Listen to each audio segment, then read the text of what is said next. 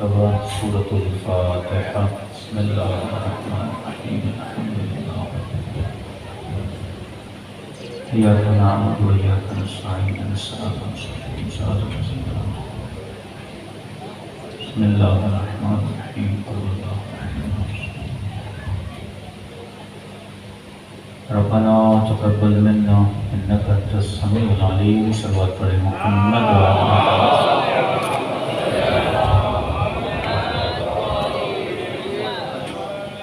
بسم اللہ الرحمن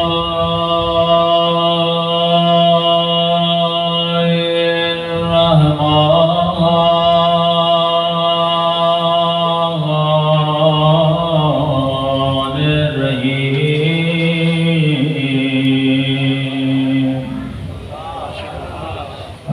الحمد للہ رب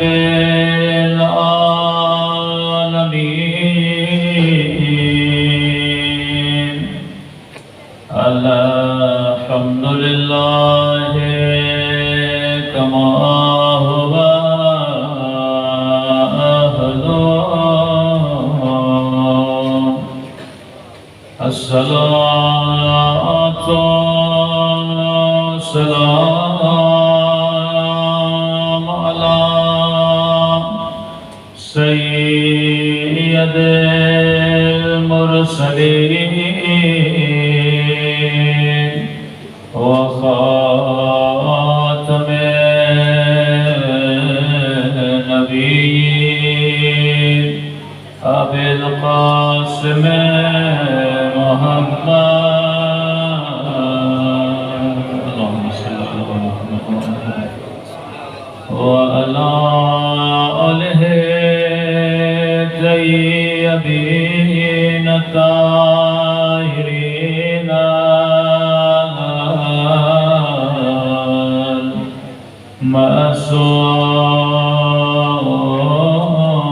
معصومین۔ سب مل کے دعا سرکار امام زمان۔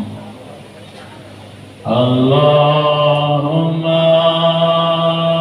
کل ولیک حجت ابن الحسن صلواتک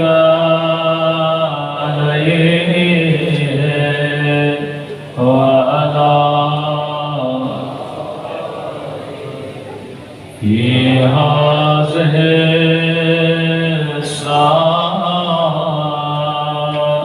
وفي كل ساعة وليا وحافظا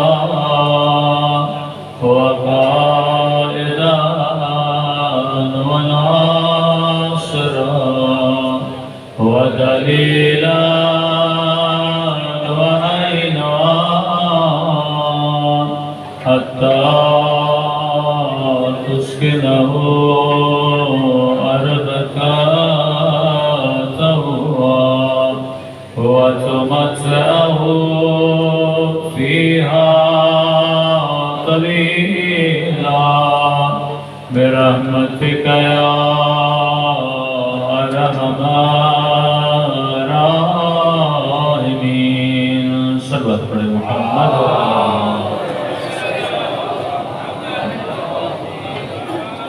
بسم اللہ الرحمن الرحیم۔ رب اشرح لی صدری ویسر لی امری واحلل عقدۃ من لسانی یفقہوا قولی۔ اما بعد فقد قال سبحانہ وتعالی فی محکم کتابہ بسم اللہ الرحمن الرحیم بقیۃ اللہ خیر لکم ان کنتم مؤمنین۔ صلوات پڑھیں محمد وعلی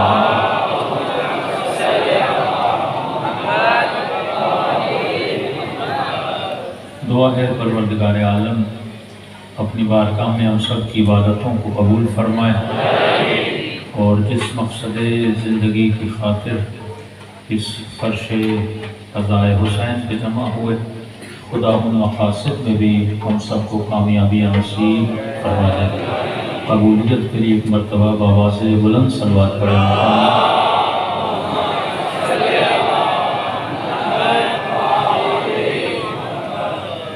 ارشاد خداوندی ہے کہ بقیت اللہ خیر لکم ان کنتم مومنین، اے مسلمانوں ایک ایسا وجود ہے جسے خدا نے آج تک باقی رکھا،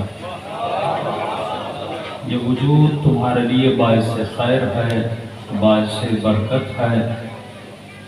یہ کس کا وجود ہے جسے خدا نے خیر کامل کہا؟ تو تمام شیعہ مفسرین نے لکھا یہ وہ وجود ہے جسے خدا نے آج تک باقی رکھا، یہ کسی اور کا وجود نہیں بلکہ ہمارے بارہویں سرکار امام زمانہ صلی اللہ علیہ وسلم۔ اللہ کا وعدہ ہے کہ جو بھی اس وجود کو مانے گا میں خدا اس کی زندگی میں خیر لاؤں گا، جو بھی اس وجود کو مانے گا میں خدا اس کی زندگی میں برکت لاؤں گا۔ علماء فرماتے ہیں خیر کا مطلب کیا ہے کہ جس کی زندگی میں خیر ہوتا ہے اس کی زندگی میں سکون ہوتا ہے۔ آج دنیا کا ہر بندہ جس چیز کی تلاش میں ہے وہ کیا ہے؟ سکون ہے۔ انگلش میں کہتے ہیں پیس آف مائنڈ۔ آج بڑے بڑے ایکٹر، بڑے بڑے اداکار آپ دیکھیں گے سکون لینے کے لیے کوئی یوگا کرتا ہے، کوئی میڈیٹیشن کرتا ہے، کوئی سکون لینے کے لیے کشمیر گھومنے جاتا ہے۔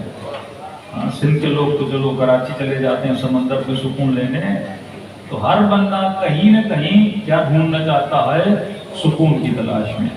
اور اللہ نے کہا اگر سکون میں نے کسی چیز میں رکھا ہے تو امام زمانہ میں رکھا ہے۔ اللہ کا وعدہ ہے کہ جو بھی فرزند زہرا کو مانے گا میں خدا اس کی زندگی میں خیر لاؤں گا، اور خیر مطلق کا مطلب یہ ہے کہ میں اس کی زندگی میں سکون لاؤں گا۔ یعنی جس کے پاس امام زمانہ ہوگا اس کے پاس کائنات کا سکون ہوگا۔ آپ نے سن لیا، واہ کر لیا، یہ تو اللہ کا وعدہ ہے، لیکن سوال یہ ہے کہ میری مجلس کی ابتدا میں مولا کا ذکر، میری مجلس کی انتہا میں امام زمانہ کو سلام دیا جاتا ہے، میں گھر میں جو نظر کروں، نیاز کروں، اپنے مولا کو یاد کرتا ہوں، میں صلوات پڑھوں تو آخر میں وَعَجِّلْ فَرَجَهُمْ کہوں تو میں کہوں پروردگارا میں نے تو امام زمانہ کو مانا، لیکن اگر پریکٹیکلی دیکھا جائے کیا میری زندگی میں وہ سکون ہے؟ سوال تو یہی ہے نا، کیا میری زندگی میں وہ سکون ہے جس کا وعدہ پروردگار عالم نے کیا ہے کہ فرمایا جو امام زمانہ کو مانے گا خدا اس کی زندگی میں سکون ہی سکون ڈالے گا۔ مومن نے کہا نہیں مولانا ہماری زندگی میں تو وہ سکون نظر نہیں آتا، ہمیں تو رات کو تب تک نیند نہیں آتی جب تک نیند کی گولی نہ کھا لیں، ہم ڈپریشن کی بیماریوں میں مبتلا، ہم انزائٹیاں میں مبتلا، تو مولا فرماتے ہیں کہ جس نے امام زمانہ کو مان لیا خدا اس کی زندگی میں سکون آئے گا۔ اور پریکٹیکلی اگر دیکھا جائے تو میری زندگی میں وہ سکون نظر نہیں آتا۔ تو اللہ کا وعدہ تو سچا ہے، اگر کمی ہے تو میرے اندر کمی ہے، تو مجھے کیسے پتا چلے کہ میں کس طرح امام زمانہ کو مانوں کہ میری زندگی میں سکون آ جائے، میری زندگی میں اطمینان آ جائے؟ تو قرآن نے ایک شرط بتا دی، اَوَاغَيْ بَقِيَّةُ اللَّهِ خَيْرٌ لَكُمْ إِن كُنتُم مُؤْمِنِينَ۔ ہاں یہ وجود جسے میں نے باقی رکھا ہے اس وجود میں تمہارے لیے سکون ہے، لیکن اے مومن مسلمان شرط یہ ہے کہ جب تک تمہارے دلوں میں ایمان داخل نہیں ہو جاتا۔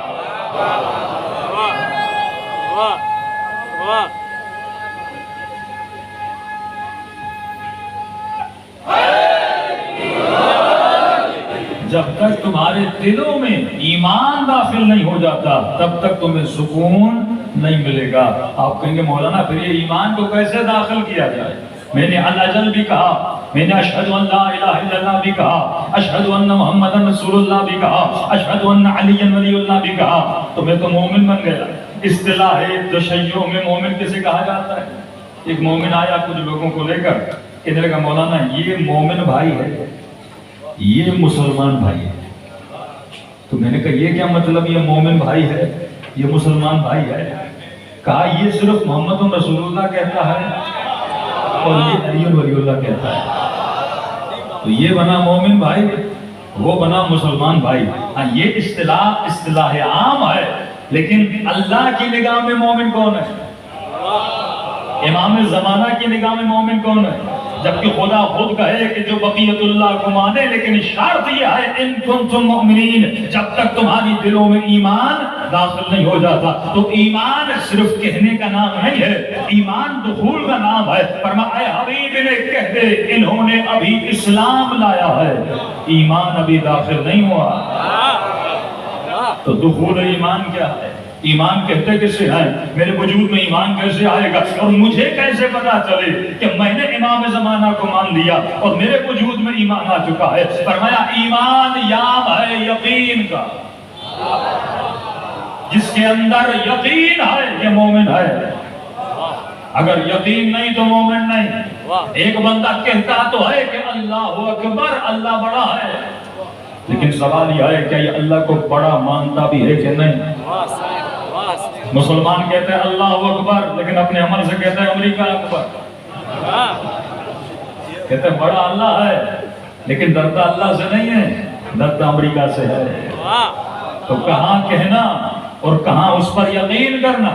اس مجمع میں ہر بندے کو یقین ہے کہ قیامت ہے، ہر بندے کو یقین ہے کہ جہنم ہے، ہر بندے کو یقین ہے کہ جنت ہے، ہر بندے کو یقین ہے کہ حور ہے۔ جب تجھے یقین ہے حور ہے، پھر دنیا کی حوروں کے پیچھے کیوں بھاگتا ہے؟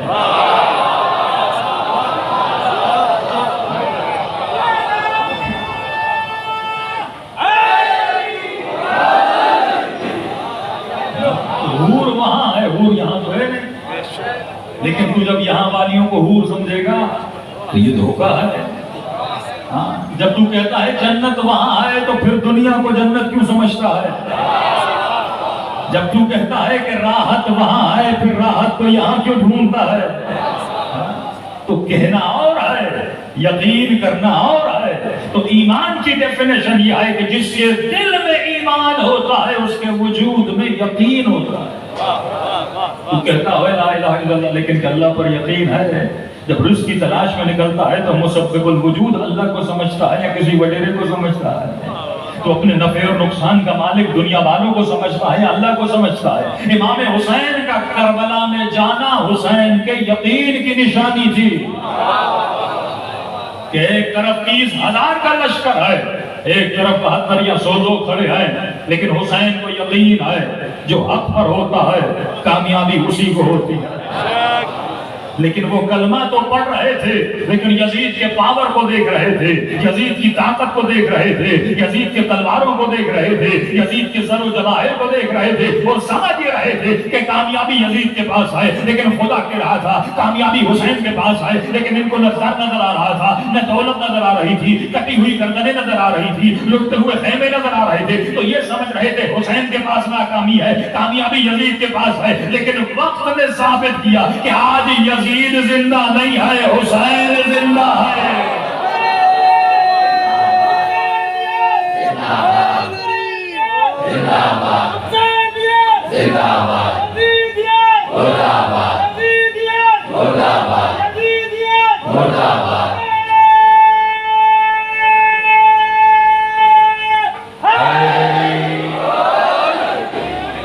جسے یقین کامل تھا وقت نے اس کے یقین کو ثابت کیا۔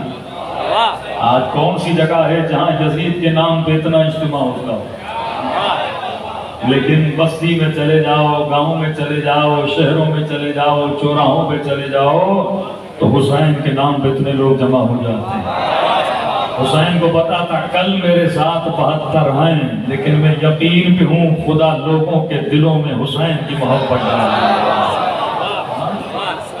یا تو اللہ کے نام پہ اتنا مجمع جمع ہوتا ہے یا تو حسین کے نام پہ مجمع جمع ہوتا ہے۔ مکے چلے جاؤ تو اللہ کے نام پہ حاجی جمع ہوتے ہیں، کربلا چلے جاؤ تو حسین کے نام پہ زائر جمع ہوتے ہیں۔ کہا تجھے یقین کامل ہے حسین ابن علی تو میرے نام کو بلند کر، میں خدا تیرے نام کو بلند کروں گا۔ تو میرے عزیز خلاصہ کر رہا ہوں، ایمان کی زیادہ ڈیفینیشن میں نہیں جا رہا تاکہ بچہ سمجھ جائے۔ ایمان نام ہے یقین کا، ایمان لا الہ الا اللہ کا نام نہیں، ایمان محمد رسول اللہ کا نام نہیں، ایمان علی ولی اللہ کا نام نہیں، یہ سارا اسلام کا نام ہے۔ ایمان یہ ہے کہ تجھے علی پر یقین کتنا ہے، تجھے نبی پر یقین کتنا ہے، تجھے اللہ پر یقین کتنا ہے۔ جسے مصطفیٰ پر یقین تھا وہ ٹوٹی ہوئی تلوار سے لڑتا رہا، اور جن کے وجود میں یقین نہیں تھا وہ میدان چھوڑ کے بھاگ گئے۔ یہی تو یقین کی منزل ہے، یہی تو یقین کی منزل ہے۔ وہ ظاہری جیت کو نہیں دیکھتے، وہ ظاہری ہار کو نہیں دیکھتے۔ میں نے کل کی مجلس میں قدم گاہ میں ایک جملہ کہا تھا کہ مسلمان جو کہتے ہیں اصحابی کالنجوم ایہم اقتدیتم اہتدیتم، کہ میرے سارے صحابہ ستاروں کی مانند ہیں، میرے سارے صحابہ ستاروں کی مانند ہیں، جس کے پیچھے چلو تو ہدایت پا جاؤ گے۔ میں نے کہا ذرا مفتی بجائے، ایک صحابی میدان چھوڑ کے بھاگ رہا تھا، دوسرا ٹوٹی ہوئی تلوار سے دفاع کر رہا تھا، تو تو کس کے پیچھے چلے گا؟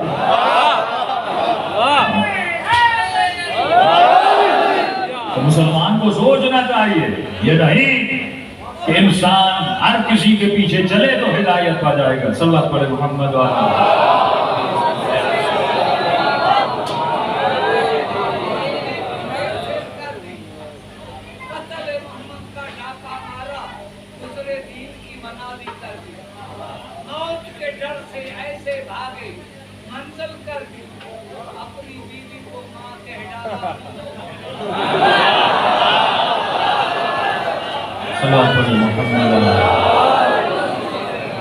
تو میں نے کہا دو معیار تمہیں ملیں گے، ایک وہ ہے جسے اللہ پر یقین ہے اور یقین کرتے ہوئے اپنی جان کا نذرانہ پیش کرتا ہے، دوسرا وہ ہے جس کے وجود خدا پر یقین نہیں ہے۔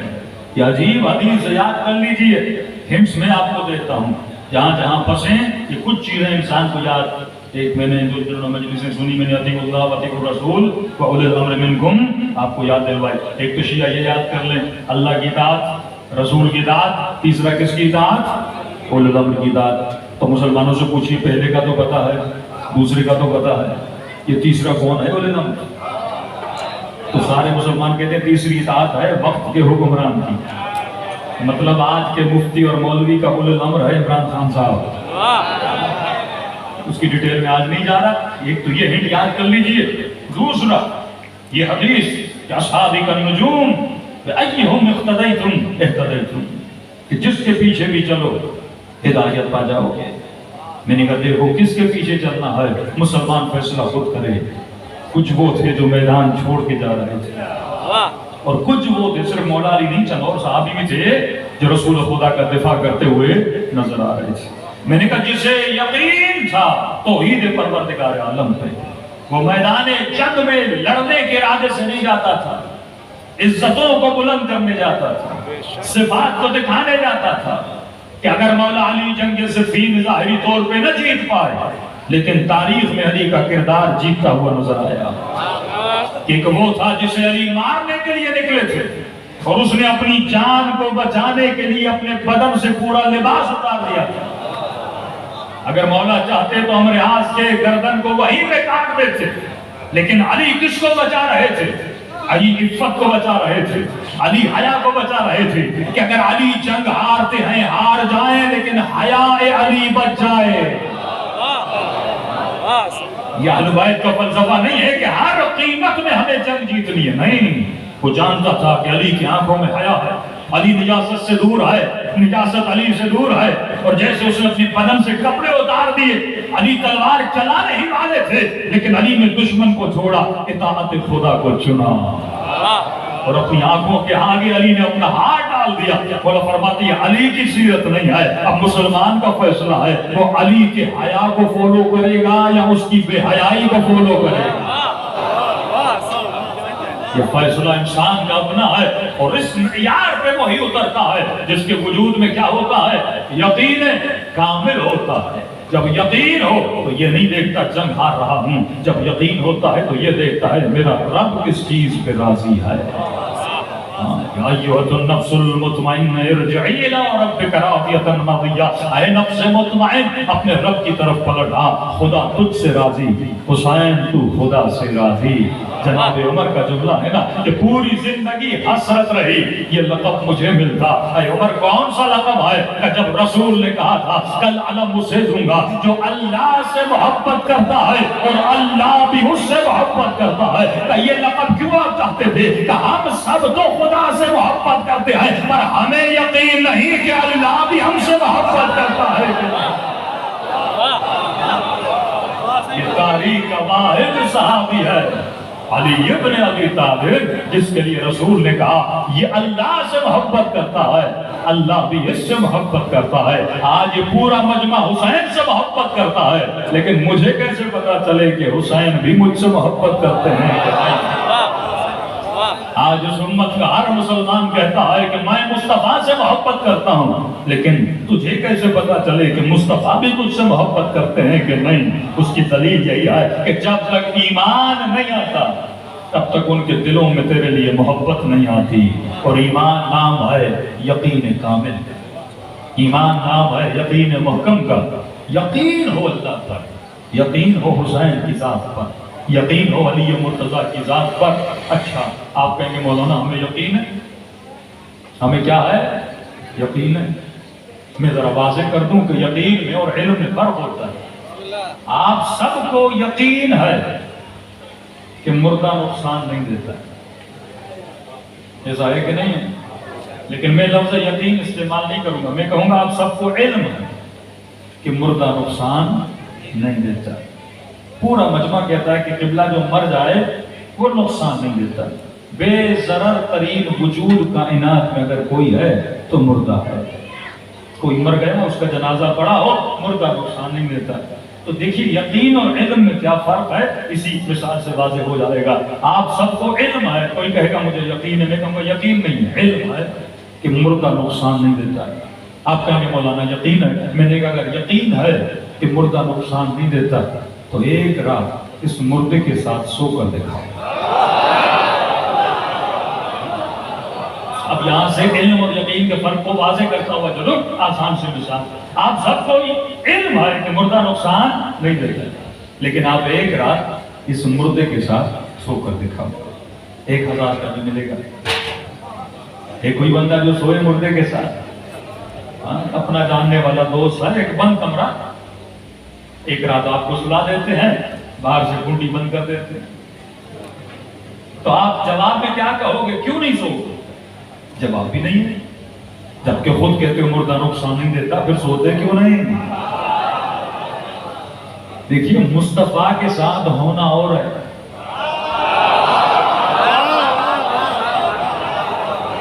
لیکن نبی کے ساتھ رہ کر نبی پہ یقین کرنا اور ہے۔ نبی کہتے رہے ڈرو نہیں، لیکن ڈرتے رہے۔ لیکن ایک علی تھے جو شب ہجرت سوتے رہے پر علی ڈرے نہیں۔ ڈرنا فضیلت نہیں ہے، شب ہجرت موت کے بستر پہ سونا فضیلت ہے۔ یقین اور ہے، اس کا علم رکھنا اور ہے۔ کئی تھے جو نبی کے ساتھ تھے، ڈرتے بھی تھے، پھر کبھی کبھی روتے بھی تھے، لیکن ایک علی مرتضیٰ تھے جسے خدا پر یقین تھا۔ الا انہم اولیاء اللہ لا خوف علیہم ولا هم یحزنون، جو اللہ کے ولی ہیں نہ خوف ہوتا ہے، نہ حزن ہوتا ہے، نہ غم ہوتا ہے۔ اے مومن تجھے یقین ہے مردہ نقصان نہیں دیتا، لیکن تو رات کو سو نہیں پاتا کیونکہ یقین نہیں ہے، تجھے علم ہے۔ اگر یقین ہوتا جیسی نیند تجھے اپنے گھر کے بستر پہ آتی ویسی نیند اس مردے کے ساتھ آتی۔ ہر بندے کو علم ہے کہ موت علی کی زیارت کا پیغام ہے، لیکن سبھی ڈرتے ہیں۔ میں نے کہا جی مومن ہے، موت تو علی کی زیارت ہے، پھر تو ڈرتا کیوں ہے؟ کیونکہ اس نے مجلس میں سنا ہے، یقین نہیں ہے۔ جسے بتایا گیا جنت ہے، حور ہے، جہنم ہے، پھر یہ سارے آپ کے ایکٹر سے اور یہ سارے چھوٹے بڑے سیاستدان گناہ کیوں کرتے ہیں؟ جب پتہ ہے جہنم ہے، جب پتہ ہے میزان ہے، جب پتہ ہے حساب ہے، جب پتہ ہے کتاب ہے، انہوں نے سنا ہے، یقین نہیں ہے۔ اگر یقین ہوتا کبھی اللہ کی دربار میں بندہ گناہ نہ کرتا، تو کہیں نہ کہیں اس کے علم میں ذرہ برابر شک ہے۔ ہو سکتا ہے جو مولوی کی رائے کچھ نہ ہو۔ مولا فرماتے ہیں شیطان دیتا ہے کیش، اللہ دیتا ہے ادھار۔ تو بندے کو کیش اچھا لگتا ہے، ادھار اچھی نہیں لگتی۔ تو فرمایا یہیں پر یقین کی منزل ہے۔ جو یقین والا ہے وہ ادھار پہ بھروسہ کرتا ہے، جو شک والا ہے وہ فوراً کیش لے لو، پتہ نہیں کل ملے نہ ملے، آج لے لو، پتہ نہیں کل کچھ ہو نہ ہو۔ عمر ابن سعد نے یہ کہا نا، پتہ نہیں جنت ہو یا نہ ہو، جہنم ہو یا نہ ہو، تو ریت کی حکومت لے لو۔ لیکن حور کو حسین کے وعدے پہ یقین تھا۔ یہ تیرا حساب ہے، تو یقین والوں کے ساتھ ہے یا شک والوں کے ساتھ ہے؟ یہاں تک تو ہر مولوی آپ کو سناتا ہے، لیکن سلوشن کیا ہے؟ میری عادت نہیں صرف مسائل بیان کر کے چلا جاؤں، میں یقین کیسے پیدا کروں؟ یہ یقین کیسے آئے گا؟ یہ پتہ چلے نا، اصل بات یہ ہے 1 کروڑ تو سب کو اچھا لگتا ہے، لیکن یہ کروڑ ملے گا کیسے؟ جنت تو سب کو اچھی لگتی ہے، بھئی مولانا جنت کا راستہ بھی تو بتائیے نا۔ علی سے تو سب پیار کرتے ہیں، لیکن علی کے گھر کا پتہ بھی تو ہو نا۔ تو یہ یقین کیسے پیدا ہوگا؟ میں نے کہا بڑا سمپل ہے، بڑا سمپل ہے۔ اگر سوچو تو اللہ تجھے مقام یقین دے، یہی مردے کی بات ہے۔ ایک رات اس مردے کے ساتھ کوئی سونے کے لیے تیار نہیں، جبکہ علم ہے کہ مردہ نقصان نہیں دیتا۔ تو میں نے کہا کہ ایک ہوتا ہے نا جو مردہ شور غسال، مردوں کو دھونے والا، دیکھا ہے آپ نے؟ جس کا کام ہے غسل دینا۔ آپ کے گاؤں میں بھی کوئی ہوگا، کوئی کسی کا انتقال ہو گیا، کوئی خاتون، کوئی مرد، جس کا کام یہی ہے کہ مردوں کو غسل دینا۔ ڈیلی 7 جنازے، 6 جنازے، 2 جنازے، 4 جنازے وہ دھوتا رہتا ہے۔ اگر اسے کہو کہ ایک رات مردے کے ساتھ سو جائے، جس کا کام ہے مردوں کو دھونا، اگر اسے کہا جائے کہ آپ سو جاؤ، وہ تو بڑا آسانی سے سو جائے گا۔ اسے ڈر کیوں نہیں لگتا؟ کبھی سو جائے بھائی، جس کا کام ہے قبروں کو کھودنا، ڈیلی 5 قبریں، 6 قبریں، 10 قبریں کھودتا ہے، اس سے قبر سے ڈر نہیں لگتا۔ جس کا کام ہے ڈیلی مردوں کو دھونا، اسے مردے سے ڈر نہیں لگتا۔ اسے کوئی 1000 دوں سو جاؤ، کہ ہم 1 ہفتہ سو جاؤں گا، کوئی بڑی بات نہیں۔ وہ مردے کے ساتھ بھی کاندھے پہ سر رکھ کے سو جائے گا۔ اسے ڈر کیوں نہیں؟ کیونکہ اس نے اتنا دھویا، اتنا دھویا، اسے یقین ہو گیا یہ اٹھتا ہی نہیں ہے۔ اس نے اتنا دھویا، اسے یقین ہو گیا کہ مردہ اٹھتا نہیں ہے۔ یقین تب پیدا ہوتا ہے جب تکرار عمل ہو۔ جتنی ریپیٹیشن زیادہ بڑھتی ہے اتنا کیا بڑھتا ہے؟ یقین بڑھتا ہے۔ تو معصوم فرماتے ایمان ایک دن میں نہیں آتا، اتنا اللہ کی دربار میں جھکو، اتنا اللہ کی دربار میں سجدے کرو کہ تیرے وجود میں علی والا یقین پیدا ہو جائے۔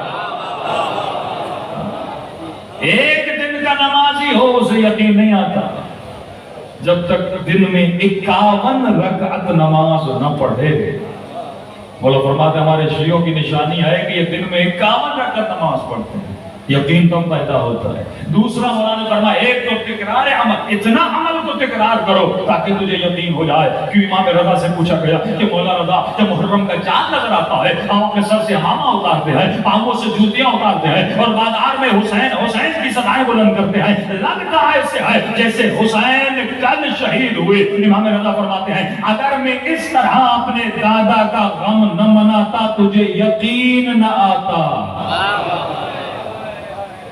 اتنا اس عمل کو تکرار کرو، تکرار کرو، تکرار کرو، ریپیٹ کرو، ریپیٹ کرو، دہراؤ دہراؤ تاکہ دنیا کو یقین ہو جائے کربلا میں کوئی نبی کا نواسا تھا۔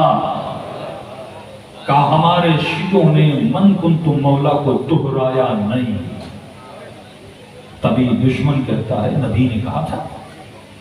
علی کا ہاتھ بلند کیا تھا کہ جس طرح تم مسلمان غدیر بھول گئے ہم کربلا بلانے نہیں دیں گے۔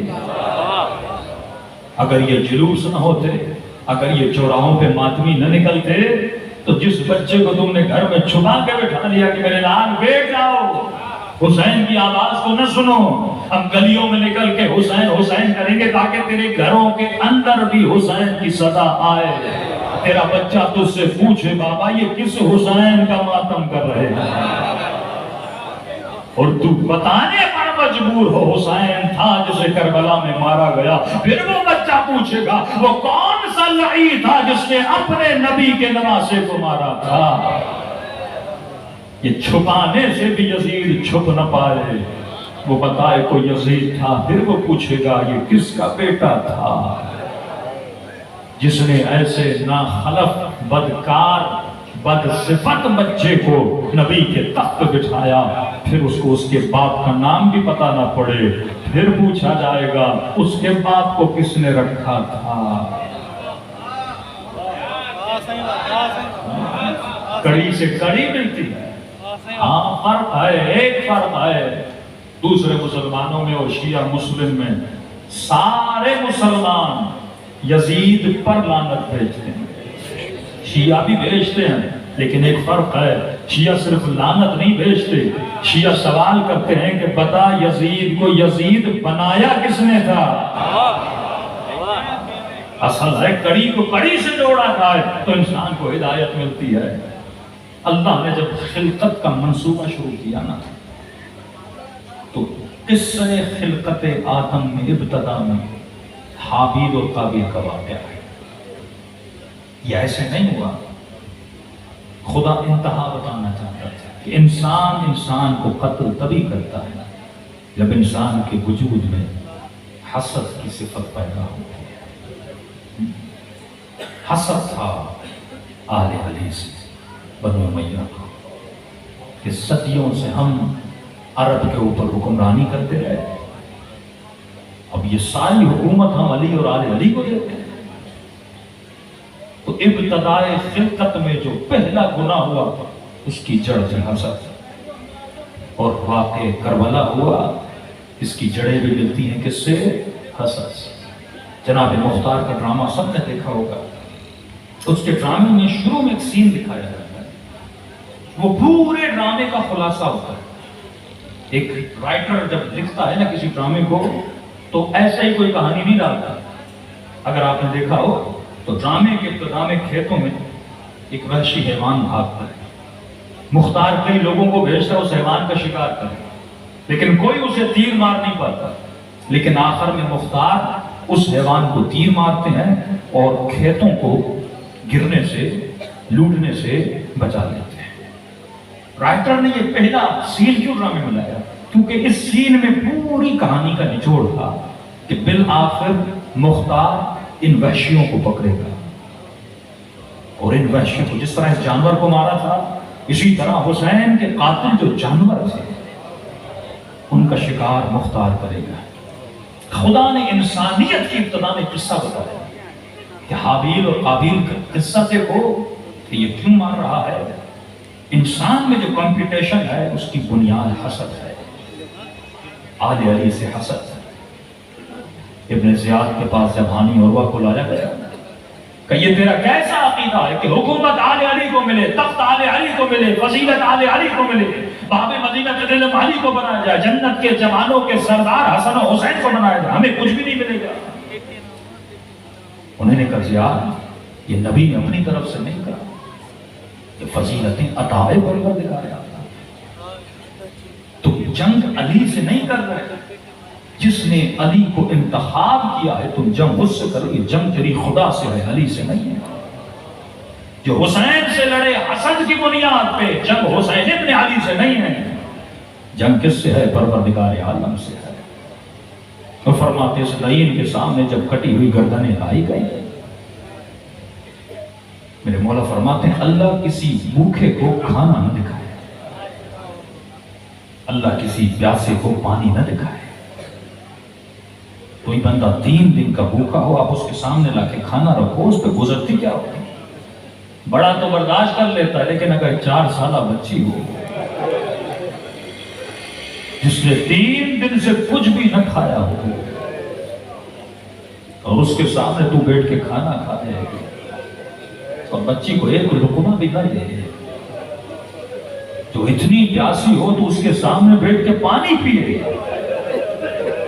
مولا فرماتے اپنے گھوڑوں کو پانی پلا رہے تھے، اپنے سپاہیوں کو پانی پلا رہے تھے، پر حسین کی بچی کہہ رہی تھی مجھے ایک گھونٹ پانی دے. فرماتے ملعون پانی لے کر آیا، بچی خوش ہوئی کہ مجھے پانی پلا گیا. مولا فرماتے سارا پانی اس نے زمین پہ پھینک دیا. سکینہ نے خود کو عرض کربلا پہ گرا دیا. فرمایا جب یہ رجا ہوا قافلہ زیاد کی دربار میں آیا، اللہ لعنت کرے اس ملعون پر، فرمایا اس وقت یہ کھانا کھا رہا، لقمے منہ میں ڈال کے چبانے لگا. فرماتے سکینہ دیکھ رہی ہیں، یہ بچے دیکھ رہے ہیں، یہ بیویاں دیکھ رہی ہیں، اور لائنوں نے اس کے سامنے آ کر کٹی ہوئی گردنیں رکھی. فرمایا کھانا کھا بھی رہا تھا، اشارہ کر رہا تھا یہ کس کا سر ہے؟ کہا یہ حسین کا سر ہے. یہ کس کا سر ہے؟ کہا یہ عباس کا سر ہے. یہ کس کا سر ہے؟ کہا یہ اون و محمد کا سر ہے. پھر کہا یہ کس کا سر ہے؟ کہا کہ حسین کے علی اکبر کا سر ہے. کہتے ہیں جیسے اس نے سر دیکھا نا، اس نے کھانے سے ہاتھ چھوڑ دیا. اس نے کہا تجھے کس نے کہا تھا کہ حسین کو مارو؟ کہ امیر تیرا حکم تھا. کہ اگر میں نے پہلے اسے دیکھا ہوتا کبھی حسین کے قتل کے لیے حکم جاری نہ کرتا. کہ امیر کیوں؟ کہ جس کا اتنا حسین بیٹا ہو، جس کا اتنا خوبصورت بیٹا ہو، اسے مارنے کی ضرورت نہیں، وہ بیٹے کے مرنے کے بعد خود تڑپ تڑپ کے مر جاتا ہے. جب اس بچی کا رونا دیکھتے تھے نا، یہ بابا سے اتنی محبت کرتی ہے کہ بار بار کہے مجھے میرے بابا کا سر دو، مجھے میرے بابا کا سر دو. مولا فرماتے ہیں کہ شام کی بازار میں ایک مقام ایسا آیا جب یہ پتھر مارتے تھے، بچی رو کر کہتی تھی مجھے مارو، میرے بابا کو نہ مارو.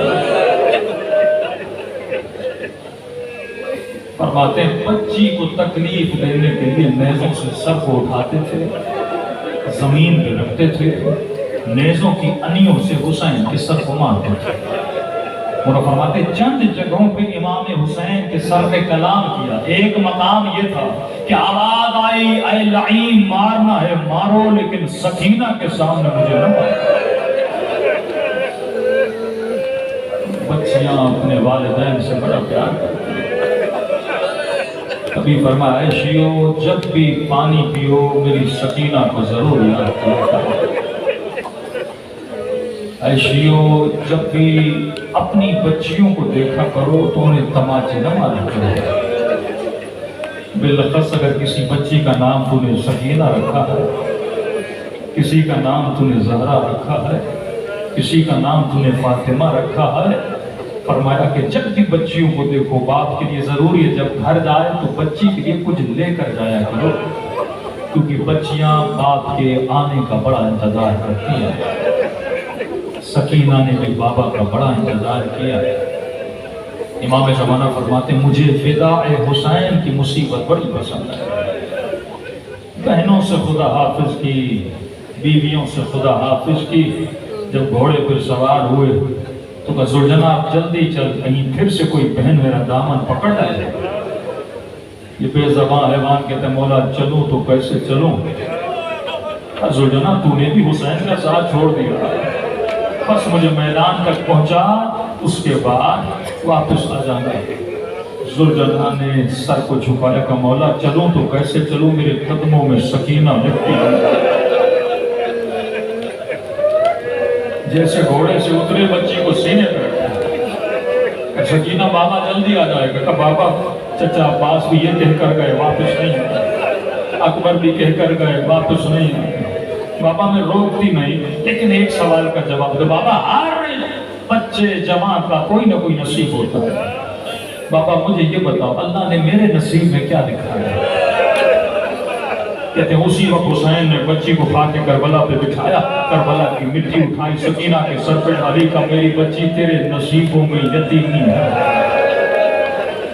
تیرے نصیبوں میں شمر کے تماچے ہیں، دلوں کو کربلا لے کر چلے اور سلام کرے حسین کی غربت۔ آج آپ رو رہے ہو لیکن کسی نے آپ کو تماچے نہیں مارے۔ ہر چیز میں کنجوسی کیا کرو پر حسین کے غم میں رونے میں کنجوسی نہیں کیا۔ چھٹے امام نے فرمایا اگر رونا نہیں آتا تو کم از کم رونے جیسی شکل بنایا کرو، کیونکہ تم سب کے سروں کے پیچھے میری دادی زہرا کھڑی ہو جائے۔ تم دعا کے لیے ہاتھوں کو بلند کرتی ہے، خدا یہ میرے حسین کا دادا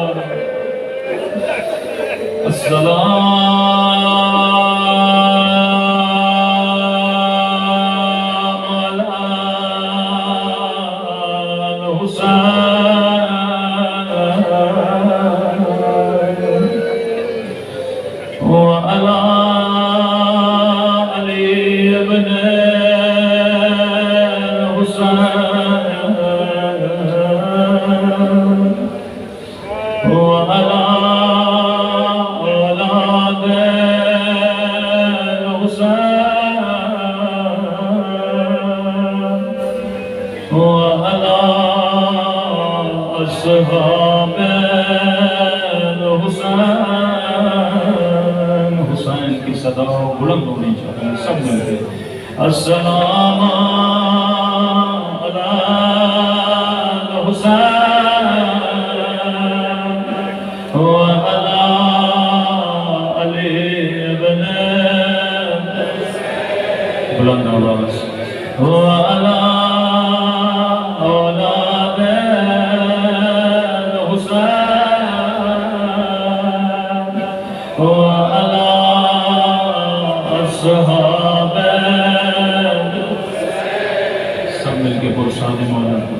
السلام علی حسین وعلی علی ابن وعلی اولاد وعلی اصحاب میرا سلام ہو زینب کی لٹی ہوئی چادر پر،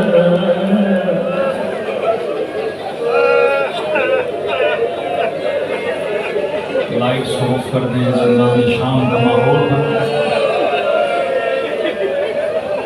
میرا سلام ہو بچپن میں جھکی ہوئی کمر پہ، میرا سلام ہو بچپن میں سکینہ کے سفید بالوں پہ،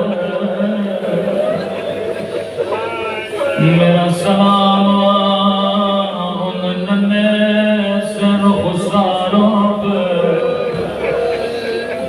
جن کا رنگ شمر کے تماچوں نے بدل دیا تھا، رو کر کہتی تھی بابا میرے غریب الوطن بابا، وہ میرے 3 دن کے پیاسے بابا، بابا میرا رخسار چھوٹا تھا لیکن شمر کا ہاتھ بڑا تھا۔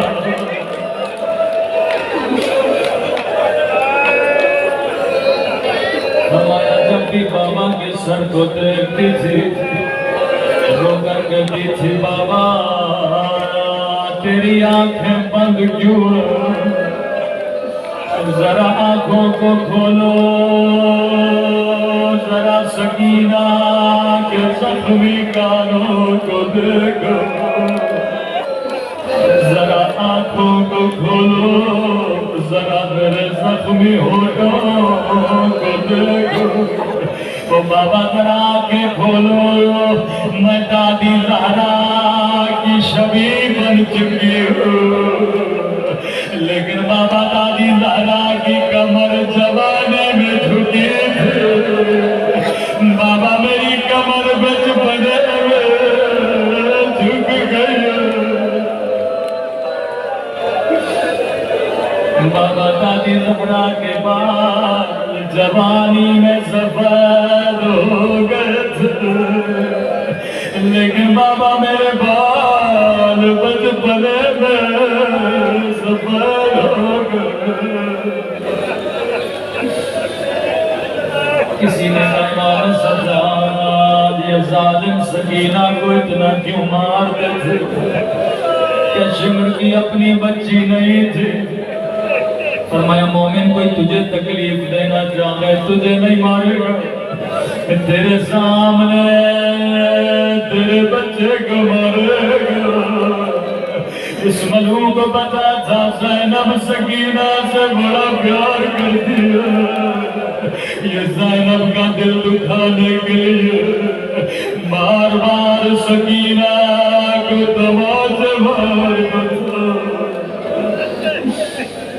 اس ملعون نے وہ ظلم کیا جس کی مثال تاریخ میں نہیں ملتی فرمایا 11 محرم کا دن آیا ملعون نے حکم دیا سب بیویاں دو دو ہو کے اونٹوں پہ سوار لیکن جیسے ملعون نے سکینہ کو دیکھا ملعون نے کہا بچی کو اکیلا اونٹ پہ بٹھایا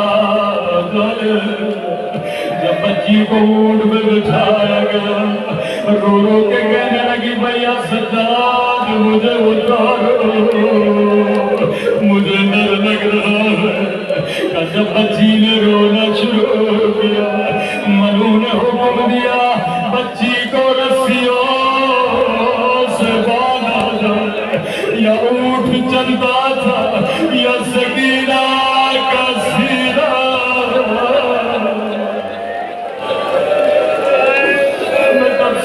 نہیں پڑھ سکتا بس اتنا کہو جب بچی کو اونٹ سے اتارا گیا بی بی زینب فرماتی ہے پورا کرتا خون سے رنگین تھا آجا حسین کی ہمارا آجا میرے سینے سے لگنا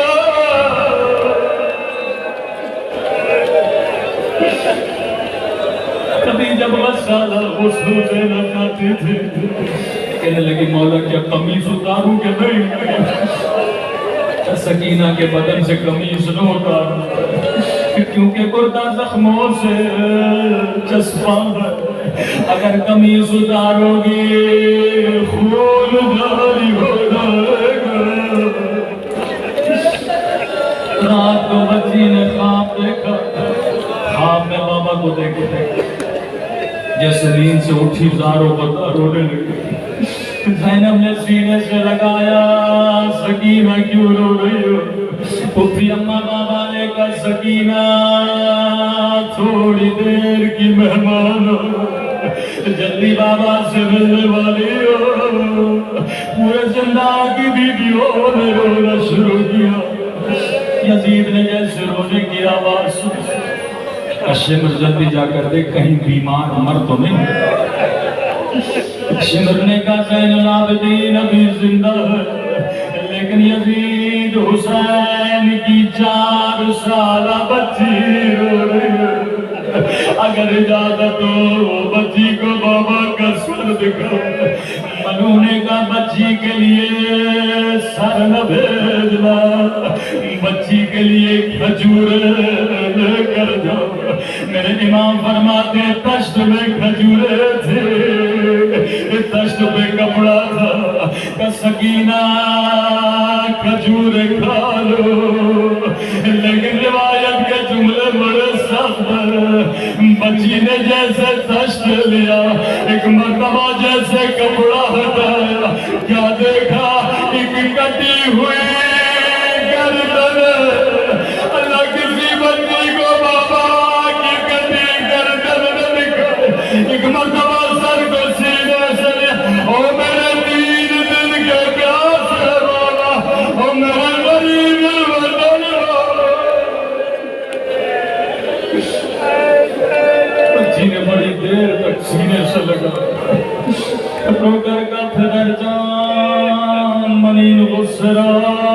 بکھگویا بجائے تماشا سرت ببوسا بابا ذرا اپنی آنکھیں کھولو ذرا میری جھکی ہوئی کمر کو دیکھو بابا شمر نے مجھے تماچے مارے بابا ظالم نے میرے دل چھینے بابا ظالم نے بپھی زینب کی چادر چھینے بڑی دیر گزر گئی سکینہ بابا کے سینے سے لپٹی رہی امام سجاد فرماتے ہیں بچی کا رونا بند ہوا زینب نے کہا سکینہ بابا کا سر مجھے دے ذرا زینب بھی سینے سے لگا لیکن کوئی آواز نہیں آئی امام سجاد نے ہلایا ایک مرتبہ سکینہ کی گردن دھری آواز بلند کی انا للہ